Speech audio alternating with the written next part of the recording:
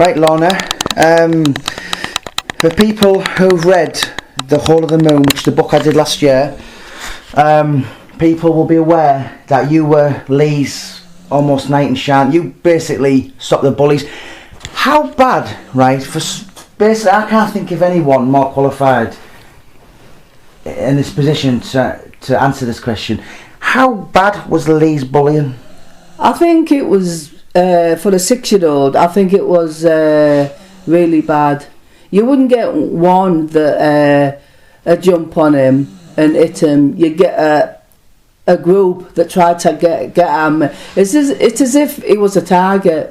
I remember once when I seen him do a somersault off the garage, these lads grabbed hold of him, and I seen them put him on the floor and go to Bolton, and there must have been about 12-year-olds or something like that, and I said, get off him. I said, what are you doing that for? They said, because when we hit him, he keeps saying, you never hurt. He gets up and says, you never hurt me, you never hurt me. You know, he said, he's just a really hard lad, you know. Yes, so he was 6-year-old then, and he was tough. And how long did you see that going for? Like, quite a few years, yeah. Because I remember people used to come up to me, older than Lee, and Lee said that you're going to kick our heads in. You know, if people who used to bully him, he used to say, they used to tell people that I would sort them out, do you know what I mean? But these lads were sort of like teenagers when Lee was only 6-year-old. And the little Lee looked up at you because you were a good boxer, you were at judo, GB squads and all. So he, and you know, it's quite touching. One of the things you said to me, Lee used to say, when I grow up, Lorna, I want to be a good fighter like you. He idolised you, didn't he? Yeah. And then I told him, Lee, I don't want you to be like a street fighter, because what happens if they can't beat you with a fist or with a feet? They shoot you or they knife you. You know, and I'm frightened you might get knifed or something like that. Yeah, it's obviously that was on to be the case, wasn't it? But he looked up to you, didn't he? Kind of almost like, you know, Brenda loved the fact that when you were around, she knew little Lee would be safe, wouldn't she? Oh yeah, she used to give me some money, and I used to take him out to the baths to go swimming. I used to take him to some of the churches where they ran things for kids like football, and up Middlesbrough, St Barnabas, and I used to like to try and mix him with other kids, because I think he felt a bit of a loner with kids his own age, and felt a bit rejected by people. You know, that he felt he never had many friends. And that was on the outside, but you know, like going back to Lee's, obviously inside, behind closed doors, I think the abuse of his father took his toll on him, didn't it? Well, I respected Mr. Duffy. I never ever seen him physically beat Lee, but I heard rumours that he got some good guidance off his dad, you know. Did he ever tell you he did? He never told me he did. No, he never shared that with me. It was other people knowing that I was taking Lee out that would come up and tell me, you know. Yeah. And when do you think the bullying stopped for Lee? When do you think he kind of... Maybe in his teenagers, because he started to get stronger, and he was taking up boxing himself, and I remember taking him to a judo club, so he was starting to train as well as doing swimming, so he got a sporty figure, you know, and he wanted to build himself up. And I've heard that some lads that had bullied him, that he had started to give them a good hiding to get his revenge back. So when he was like 13, 14, he started, Did he? Yeah, the lads that...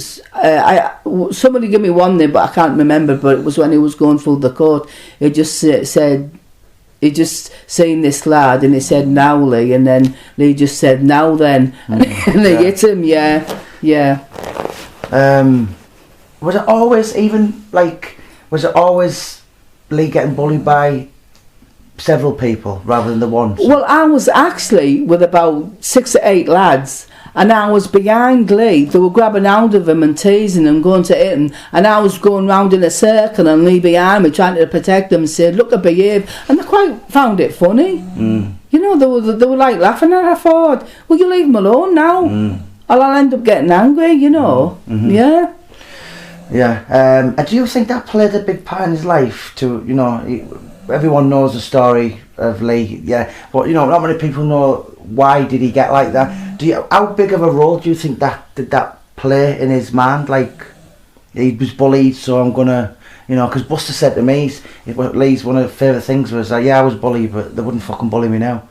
Yeah, there's a lot of children or a lot of people that have been bullied. You know, I used to have lads offering me out when I was a teenager, and it wasn't one, it was 4 or 5, and my dad always told me, get the one with the mouth and the hardest, and as soon as you hit him, the rest run, and that's what did happen with me. Right. And it wasn't, I got where people have seen me, lads have offered me out on the street when I was a teenager, and I've literally jumped on the head, you know, and I hit one lad over the head with a house brick. So that's why when you're fighting, you're always scared they're going to beat you, and if you've had good hidings, then you're scared it's going to happen again, so you have like that anger. It wasn't until I become a Christian that I went to take up judo and boxing to calm my anger, and that's what I wanted Lee to do, that, to stick a sport out to calm his anger. But I think he wanted a reputation to show people